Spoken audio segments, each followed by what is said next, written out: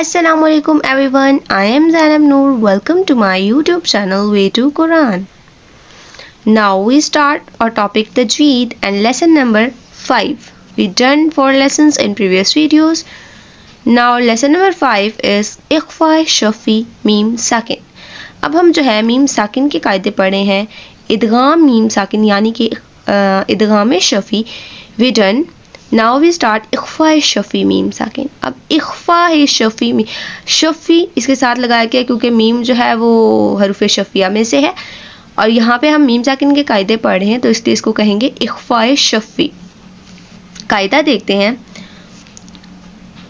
Meme साकिन साकिन कब होता है? मीम जब इसके ऊपर जज़म आ जाए. तो मीम साकिन के बाद अगर बा आ जाए तो वहाँ इख्फा शफ़ी होगा, यानी इसको ना की आवाज़ गुन्ना, ना की आवाज़ क्या है? गुन्ना से अदा किया जाएगा जिसकी मिक़दार 2 से 3 सेकंड की होगी. यानी मीम साकिन के बाद जब भी बा आएगा तो हमने मीम साकिन पे रुक के गुन्ना अदा करके फिर आगे बा का वर्ड इस्तेमाल करना है. एग्जाम्पल देखते हैं. एग्जाम्पल है कज़ीबन अम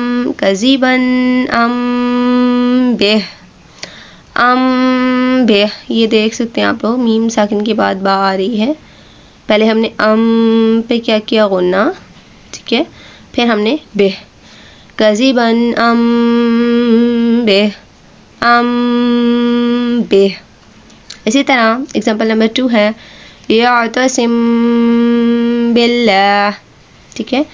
यहाँ पे मीम साकिन है, मीम साकिन के बाद बा आ रही है. यअतसिम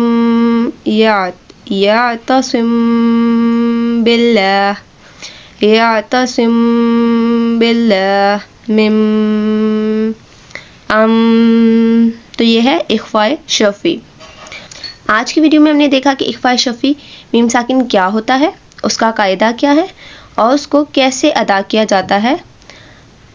आई होप कि आज की वीडियो आपको समझ में आई होगी. आपको समझ में आया होगा कि इख्फा शफ़ी क्या होता है और उसको कैसे अदा किया जाता है कुरान मजीद में.